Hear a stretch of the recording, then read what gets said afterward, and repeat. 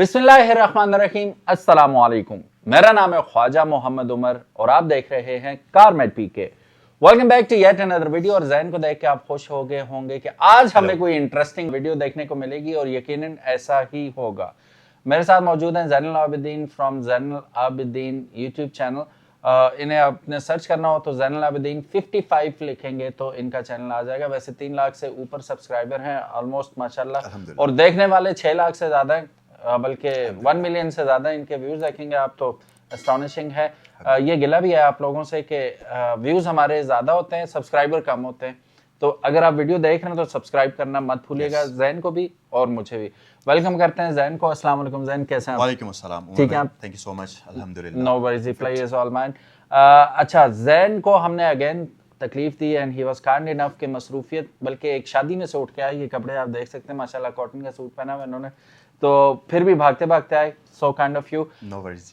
आज की वीडियो होने वाली है बहुत इंटरेस्टिंग, क्योंकि आप देख सकते हैं कि अल्हम्दुलिल्लाह पाकिस्तान के अलावा ऑलमोस्ट सारी दुनिया में ही बदअमनी फैली हुई है। जंग की वजह से क्यूबा तो बिल्कुल ब्लैकआउट हो चुका है, क्योंकि उनके पास ना बिजली है ना पेट्रोल है। ठीक है, सिमिलरली एक तो थाईलैंड में आप देखें तो पेट्रोल की बिल्कुल शॉर्टेज हो चुकी है, और यूके का कल का बता रहे थे कि 2 दिन का पेट्रोल रह गया उनके पास।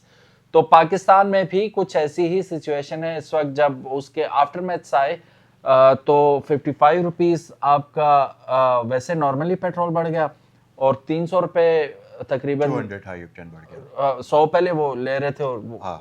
300 वो हो गया, तो 600 के करीब करीब इस वक्त पेट्रोल जा रहा है हाई ऑक्टेन इस वक्त।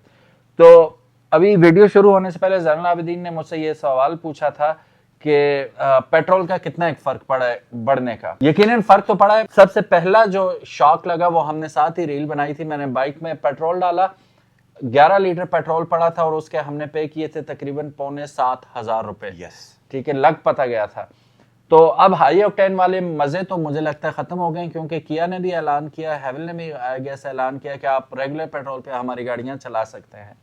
तो मरता क्या ना करता वाली बात है कि मजबूरन हमें फिर यही सादा पेट्रोल डालना पड़ेगा। और अच्छा, उसमें भी जितनी भी हेवल वगैरह इन लोगों ने पहले से ही जब से गाड़ियां लॉन्च की थी, इन्होंने ये कहा था कि हम लोगों की गाड़ियां आप रेगुलर फ्यूल पर चला सकते हैं। अच्छा, लेकिन लोग, क्योंकि उस वक्त हाई ऑक्टेन और आम पेट्रोल में इतना ज्यादा कोई बड़ा डिफरेंस नहीं था, तो लोग हाई ऑक्टेन डाल देते थे कि चलो इतना कोई फर्क नहीं पड़ता। मेरे पास ऑल्टो थी तो मैं तो ऑल्टो में भी हाई ऑक्टेन ही डालता था।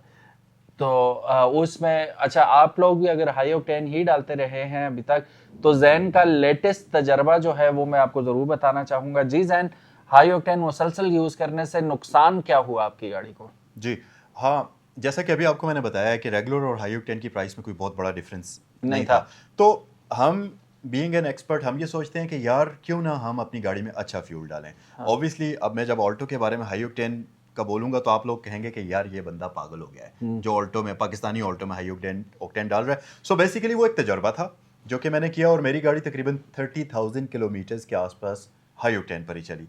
लेकिन 30,000 किलोमीटर्स के बाद क्या हुआ अभी आपको मैं बताता हूँ। उससे पहले जो फ़ायदे थे वो ये थे कि ऑल्टो की पिक बहुत अमेजिंग थी। मतलब आप मोटरवे पर ऑल्टो को चलाएं तो किसी भी दूसरी ऑल्टो को ये गाड़ी आराम से पीछे छोड़ देती थी, और लिटरली लगता था कि ऑल्टो ऑन स्टीरॉइड्स चली गई है। 140 गपशप हो जाती थी, वो गपशप हो जाती थी। फिर दूसरी बात, फ्यूल एफिशिएंसी बहुत अच्छी हो जाती थी। तीसरी बात यह कि अगर आप लंबे अरसे तक थ्रॉटल बॉडी क्लीन ना भी कराएं तो गाड़ी चल जाती है, क्योंकि वो कचरा वगैरह इतना ज़्यादा नहीं बनता, बिल्टअप नहीं होता। यस। जो 30,000 के बाद बड़ा फॉल्ट मुझे पता चला वो ये कि 30,000 के बाद मेरे स्पार्क प्लग्स फायर हो चुके, शॉर्ट हो गए थे। यस। तो वो फिर गाड़ी नॉकिंग की आवाज़ उसमें हल्की पावर छोड़ गई, पावर छोड़ गई। और सबसे बुरी बात जो हमने फील की थी, आप माजरत के साथ मैं इनके साथ ही होता हूँ तो इस वजह से हमें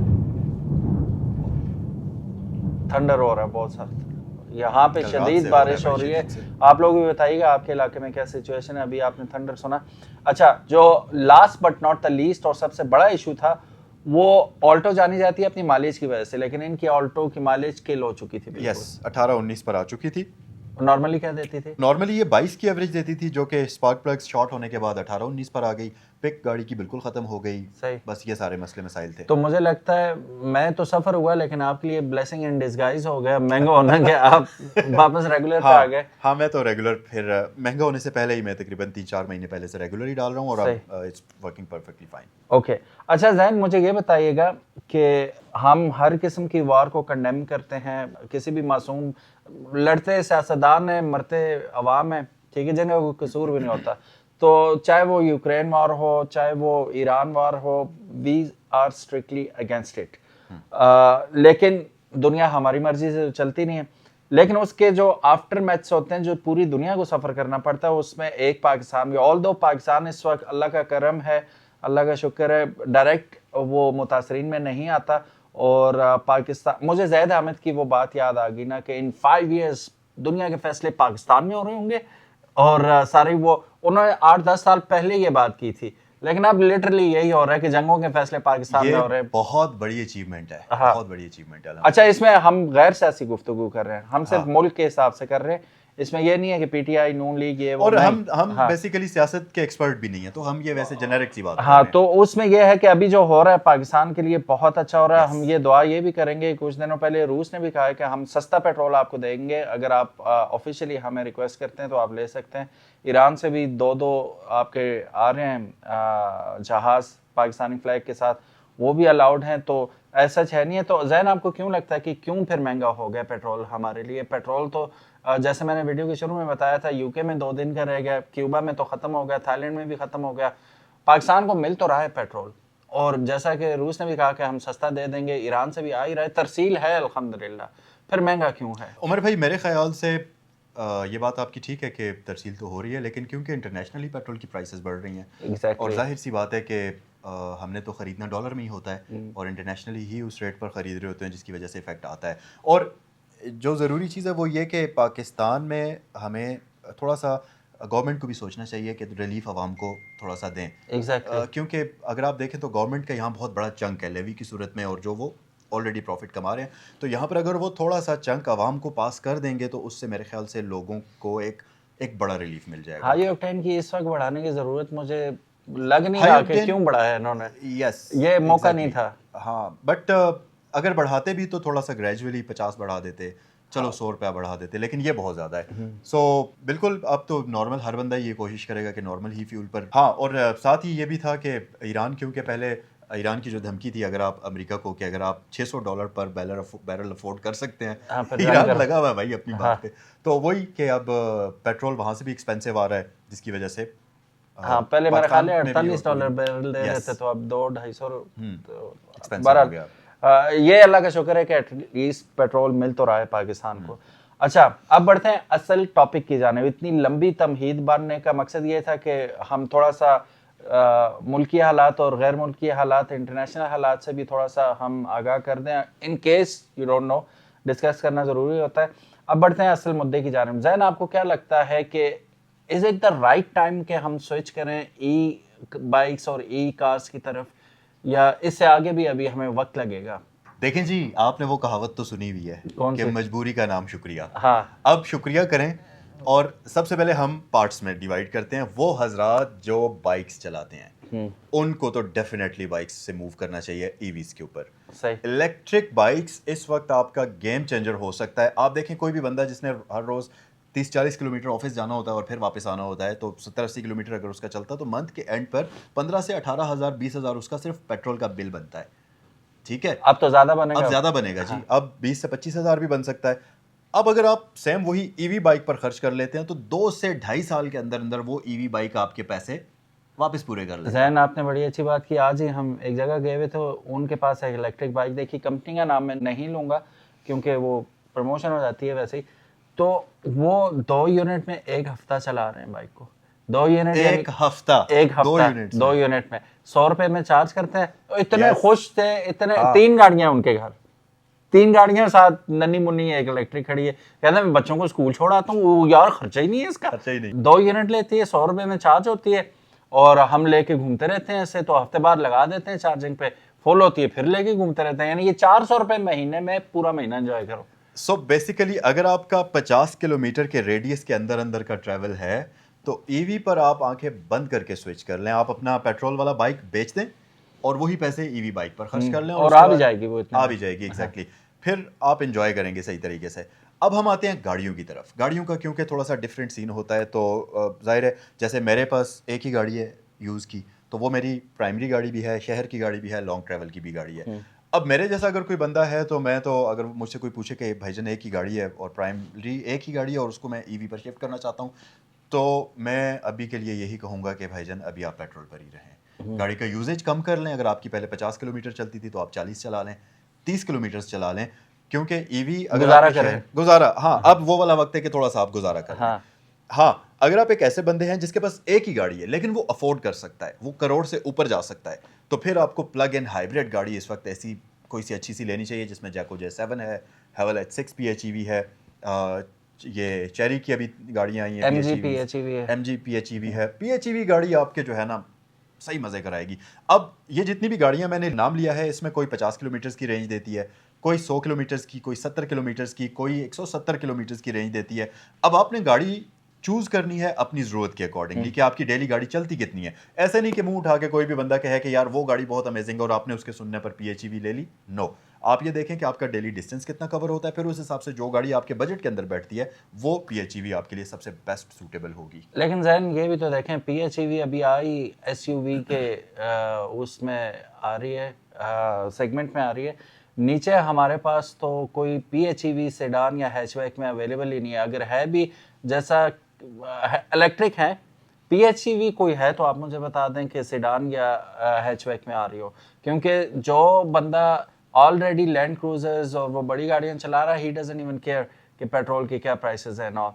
सो मारा जाता है मिडिल क्लास या लोअर मिडिल क्लास तबका जो कि हैचबैक ऑलरेडी चला रहा है। अब हम एग्जांपल देते हैं, अभी JEM EV3 आई है, ठीक है, 40 लाख के आसपास आई है। Yes. वो that could be a better option, but that is pure electric and who cares, pure electric भी हो, PHEV भी हो, चार्ज हम नहीं करनी है ना, एक्सटर्नली चार्ज होती है वो। सो उसके अलावा, और वो भी अभी लॉन्च नहीं हुई, लॉन्च तो होगी, डिलीवरीज 3 माह बाद आपको मिलेंगी। अभी JEM EV के अलावा मुझे नजर नहीं आता कि कोई सस्ती गाड़ी हो और जो ऑल्टोस को रिप्लेस कर सके, लेट्स से, या हमारी GLIs को या सिविक को। कोई है ऐसी गाड़ी तो वो भी जिक्र कर दें आप। पाकिस्तान में इस वक्त 3-4 ईवीज़ हैं, जैसा कि गूगू मोटर्स की गीगी है, फिर हॉन्ड्री ईवी है, उसके अलावा जापानीज़ इंपोर्टेड गाड़ियाँ आ जाती हैं। निसान की गाड़ी है एक सकूरा करके, अगर मैं गलत नाम ले रहा हूँ तो कमेंट सेक्शन में आप सही करिएगा। 660 सीसी इंजन के साथ की वो गाड़ी आती है। अब मसला ये है कि वो तकरीबन 55 लाख रुपए की गाड़ी है। मैं ये कह रहा हूँ कि हम जिस सेगमेंट की बात कर रहे हैं ना, हाँ, उस प्राइस रेंज मैं आ रहा हूँ उस तरफ। हाँ जी। अब वो गाड़ी अगर आप देखें तो वो 120 किलोमीटर की रेंज देती है, ये जिसकी मैं निसान की गाड़ी की बात कर रहा हूँ। ऐसे ही जो दूसरी गाड़ियाँ हैं ये भी 300 किलोमीटर से कम की रेंज देती हैं हमें, ठीक है। अब इनका अल्टरनेटिव क्या हो सकता है कि अगर आपके पास बजट है 50 लाख रुपए से कम और आपने कोई सोल्यूशन ढूंढना है, तो मेरे ख्याल से बेस्ट ऑप्शन इस वक्त हाइब्रिड होगी। अच्छा, जिस निसान के बारे में आप बात कर रहे हैं, 660 सीसी इंजन, तो इंजन इलेक्ट्रिक गाड़ी कैसे? नो नो, ये बेसिकली 660 सीसी मेरे मुंह से निकला है क्योंकि उसकी जो शेप है वो आप सुजुकी वैगन आर जैसी है, ठीक है, हैचबैक है but kind of tall boy person वाली। वो हैचबैक में भी एक शॉर्ट सही हाइट वाली आती है, एक लॉन्ग हाइट, तो ये लॉन्ग हाइट वाली और 120 किलोमीटर के आसपास की रेंज के साथ आती है। Not लेकिन bad है। नॉट बैड, बट वही बात है कि अगर लॉन्ग डिस्टेंस आपने ट्रैवल करना है तो फिर आप क्या करेंगे, क्योंकि पाकिस्तान के अंदर अभी इंफ्रास्ट्रक्चर चार्जिंग का नहीं बना हुआ। बड़े शहरों में कर सकते हैं, वहां पे हाँ। आपको मॉल्स में मिल जाता है, यहाँ वहां मिल जाता है। अगर आपका रेडियस 100 किलोमीटर के अंदर अंदर है तो फिर आप वो गाड़ी कंसिडर कर सकते हैं।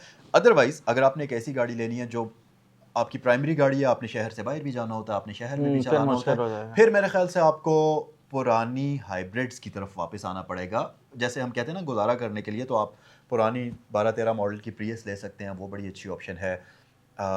एक्वा ले सकते हैं, वो बड़ा वो अच्छा नॉर्मली ऑप्शन क्या है। देगी आपको माइलेज? 20-22 के आराम से देती हैं वो गाड़ियाँ माइलेज, अच्छा। यानी कि 660 सीसी इंजन वाली जो गाड़ी आपको माइलेज देती है वो आपको माइलेज देगी। ठीक है। फिर उसके अलावा फ्यूल में हमारे पास ये जापानीज़ तो 660 सीसी इंजन वाली गाड़ियाँ हैं ही, जो कि जिसमें आप पेट्रोल बचा सकते हैं, जो कि अच्छे माइलेज आपको देती हैं। लेकिन डोंट यू थिंक कि हाइब्रिड में आपको हाई ऑक्टेन डालना पड़ेगा, क्योंकि नो, वो हाई कंप्रेशन इंजन के साथ आपकी बात आती ठीक हैं। है, आपकी बात ठीक है, लेकिन मेरे ख्याल से जो पुरानी हाइब्रिड गाड़ियां हैं उनमें कोई भी हाई ऑक्टेन नहीं डालता। जितने भी मेरे दोस्त हैं, जितने भी मेरे जानने वाले हैं, जिसने उन मॉडल्स की गाड़ियां रखी हुई हैं, वो कभी भी हाई ऑक्टेन नहीं डालते अपनी गाड़ियों में। आप लोग भी बताइएगा, हाइब्रिड अगर आप यूज कर रहे हैं तो आप कौन सा उसमें फ्यूल डालते हैं और रिस्पांस कैसा करता है वो आपको, उसके प्रोज एंड कॉन्स दोनों बताइएगा। जी जैन। हाँ, अब हम तीसरी कैटेगरी की तरफ आते हैं। जैसे अभी आपने बताया कि वो लोग जो लैंड क्रूजर्स ऑलरेडी चला रहे हैं, बड़ी गाड़ियां चला रहे हैं, उनके लिए क्या सोल्यूशन होना चाहिए। पहली बात तो ये कि देखें, पहले आप क्रूज़र को लाहौर लेकर जाया करते थे, तो रफली अगर हम एक एग्जांपल रफ सी लें तो वो 30,000 का पेट्रोल खाता था। अब वही क्रूजर 50,000 का पेट्रोल खाएगा, या अगर इवन ज्यादा उससे भी ज्यादा खाएगा, 55,000 का खाएगा। तो 20,000 रुपया बड़ी चीज है एक ट्रिप का, फिर आने का भी है, तो ये 40,000 बन गया। तो फर्क तो पड़ता है। अब ऐसे बंदे के लिए क्या सोल्यूशन है? ऐसे बंदे के लिए ये सोल्यूशन है कि आप प्लग इन हाइब्रिड ले लें, वो बेस्ट ऑप्शन है।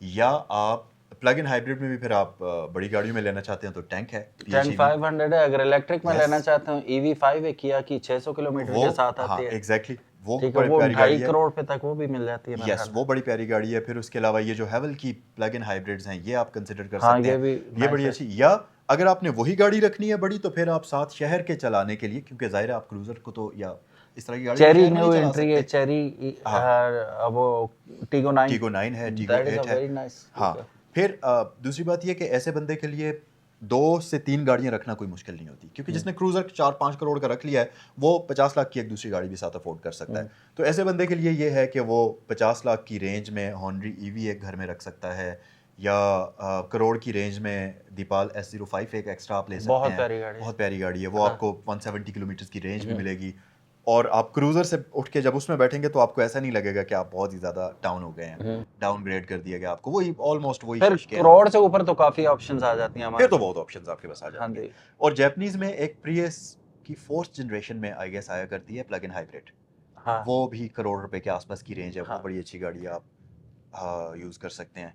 होंडा इनसाइट वैसे ही बेतुकी सी बात है कि उसका बनने नहीं रहा, लेकिन वो एक जमाने में मशहूर थी अपनी शदीद अच्छी माइलेज की वजह से। तो वो फिट इन होती है। मेरे एक जानने वाले हैं, उन्होंने रखी थी इनसाइट 2 साल, और उन्होंने इनसाइट पुरानी यूज करके बेची, दोबारा से फिर इनसाइट खरीदी, अप मॉडल। हाँ, मॉडल उससे थोड़ा सा ऊपर का। तो उनसे जब मैंने डिस्कशन की कि कैसी गाड़ी है, तो हमारे ज़ाहिर है 3-4 सवाल होते हैं। एक तो फ्यूल एवरेज कैसी है, तो उन्होंने कहा भाईजान मुझे ये 25 की एवरेज देती है। फिर दूसरा सवाल ये मैंने उनसे कहा कि पार्ट्स, तो उन्होंने कहा कि पूरा चा सुल्तान भरा हुआ है पार्ट्स से। अच्छा, इनसाइड के पार्ट्स मिल जाते हैं, लेकिन उन्होंने साथ ये भी कहा कि थोड़े से महंगे होते हैं, होने भी हैं। और बाकी इनसाइड की जो मुझे सबसे अच्छी बात लगती है वो ये है कि गाड़ी सिविक के साइज़ की है और लग्जरी अकॉर्ड वाली ऑफ़र करती है। नाइस। आप गाड़ी के अंदर यूं बैठे हैं, आपको लेदर वो एल्केंटारा वाली seats, electrically adjustable seats, sunroof, Gathers का sound system, leather, premium leather stitch, all guns blazing आती है वो गाड़ी। वो यस, वो फिर अच्छा। अमेजिंग किस्म की वो सही। राइड ऑफर करती है। बट अगेन वही है कि वो प्राइस फैक्टर है वो 80 लाख रुपए से लेकर 90-95 लाख रुपए तक की रेंज में अच्छी गाड़ी आपको मिल जाती है। बट मुझसे अगर कोई कहे कि 90 लाख रुपए की कोई गाड़ी आप लें, तो मैं कोशिश करूंगा कि ब्रांड न्यू S05 ले ली जाए 10 लाख और डाल के। सर इसको कहाँ आप देखते हैं इस कंपटीशन में? सेरिस अच्छी गाड़ी है जी, एसयूवीज की कैटेगरी में हम सोच सकते हैं, लेकिन बात वही है कि कम्प्लीटली ईवी है ना, तो फिर आपकी सेकंड कार के तौर पे आप उसको सोच सकते हैं। प्राइमरी के बारे में तो आप उसको नहीं रख सकते। सही। यस। सो गाइस, ये तो हमारी सोच थी, हम वीडियो को ज़्यादा ड्रैग नहीं करना चाह रहे।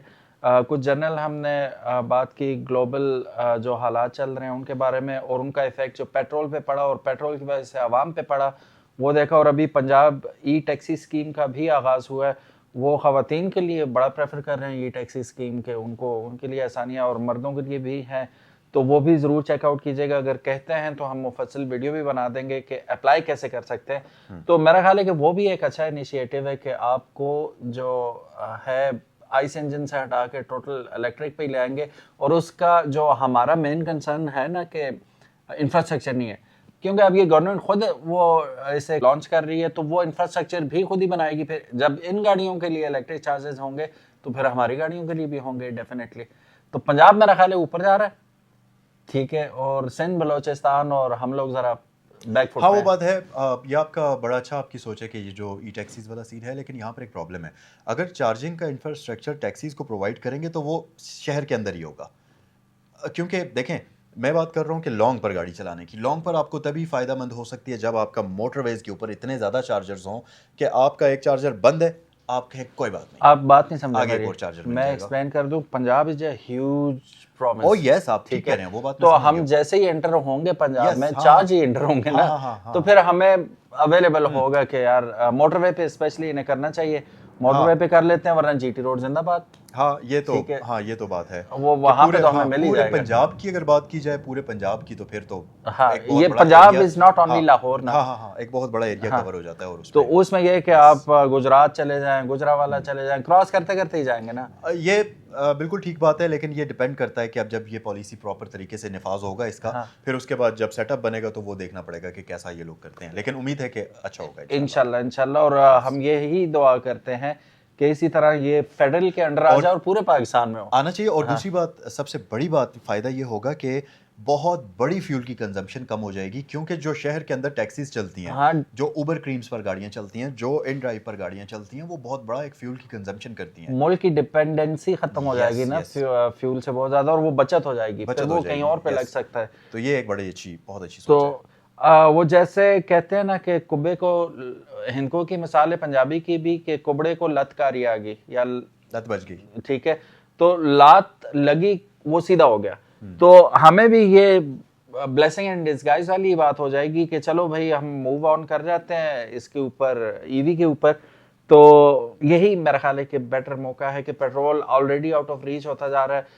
इस दफा आपने देखा ईद के बाद रश भी नहीं थी इधर, सयाह आए नहीं है टूरिस्ट, कोई था ही नहीं पेट्रोल के। ये अभी कल रात को वापस आए हैं चाइना बॉर्डर करके बाइक पे, तो टोटल इनके मुताबिक 3 गाड़ियां थी इनके साथ बॉर्डर पे। Yes, ऐसे ही था टूरिस्ट हाँ ठीक 3 है। टूरिस्ट की गाड़ी टूरिस्ट कहाँ गए? टूरिस्ट तबाह बात दे। यह है कि लोगों को वो अपनी जरूरत के लिए फ्यूल नहीं मिल रहा यही तो बात है फिर ना, वो लेयर पे किधर कैसे लगाएंगे जाएंगे? वो। हाँ, सो अल्लाह करे ऐसे इलेक्ट्रिक बाइक और इलेक्ट्रिक गाड़ियां आ जाएं कि हम ऊपर तक जा सकें इजीली। इंशाल्लाह। और hope for the best guys. आप लोगों का क्या ख्याल है कि ये सिचुएशन जो है मजीद उभारेगी पाकिस्तानी कौम को कि ईवी की तरफ आ जाए, या आइस इंजन के साथ ही वो लोग दे आर हैप्पी? वो जिस तरह कहते हैं पेट्रोल 1000 रुपये लीटर हो जाए, वो कल इंडिया की मैं कोई वीडियो देख रहा था, तब भी हम ये करवाएंगे, नहीं आइस इंजन नहीं चलाएंगे। वो अच्छा उस तरह के लोग कि इंजन वाली गाड़ी हाँ, इंजन वाली वम वम आपको कम से कम साउंड आए वो वाली। तो who are you are one of those? और यहाँ पर एक चीज उमर भाई ये भी है ना कि मैं उस तरह का बंदा नहीं हूँ कि जिसको बहुत ज्यादा साउंड या वो रेव करने का शौक है लेकिन इस वक्त सर्वाइवल मोड पे हम बस लोग। बस एक ये है कि हाँ। कुछ चीजों के साथ अच्छी चीजों के साथ बुरी भी होती हैं। अब जैसा आपने वो देखा आजकल चाइनीज एक गाड़ी का एक्सीडेंट दिखा रहे हैं, ओहो आउट ऑफ कंट्रोल हो गई। वो आउट ऑफ कंट्रोल होके तकरीबन 3-4 मीटर स्लिप करके रोड से साइड पर हुई होगी और उस गाड़ी में आग लग गई। वो फ्लोर से आग उसकी लगना शुरू हुई और उसकी ड्राइवर की बदबख्ती आप ये देखें कि उसके डोर हैंडल्स हिडन थे, कंसील्ड थे, क्योंकि उसमें शॉर्ट सर्किट हुआ तो वो पूरी गाड़ी की इलेक्ट्रिसिटी बंद हो गई। उसने किसी तरीके से मुश्किल से शीशा तोड़ा, फिर वहीं से पत्थर उठाकर और अंदर जो उसके बच्ची थी या जो बच्चे बचा थे लिया। वो बाहर। तो ये एक मसले हैं ईवीज के, बट वही बात है कि वो रेयर होते हैं लेकिन वो जाहिर है इस पे ये डिबेटेबल है। लेकिन ये इसका ये मतलब नहीं है कि आप नल इनवाइट कर दें। हाँ, सेफ्टी प्रोसीजर्स बंदा फॉलो कर सकता है और ज्यादा सेफ सिक्योर किया जा सकता है। ये थी आज की वीडियो गाइस, उम्मीद है आपको पसंद आई होगी और जितनी हमने बातें की वो रिलेट कर पाए होंगे आप। और आपने भी कुछ ऐड ऑन करना है अपनी कमेंट्री के लिए, आपके पास कमेंट सेक्शन हाजिर है, जरूर अपनी राय से भी आगाह कीजिएगा। देखें, हम सिर्फ प्रेजेंटर नहीं है, यूट्यूबर नहीं है, आप सिर्फ हमारे फॉलोअर नहीं है, आप सिर्फ वॉचर्स नहीं है, we are part of a family. तो हम अभी जो गुफ्तगू कर रहे हैं ये रिव्यू नहीं था, ये जस्ट गपशप थी। तो आप भी इस गपशप का हिस्सा बन सकते हैं और आपको जो पॉइंट अच्छे लगे, बुरे लगे या कोई ऐड ऑन करना चाहते हैं, कमेंट सेक्शन हाजिर है, आप भी हिस्सा लीजिए इस गुफ्तगू में। तो होपफुली इंशाल्लाह we'll learn a lot of new things from you guys as well इंशाल्लाह।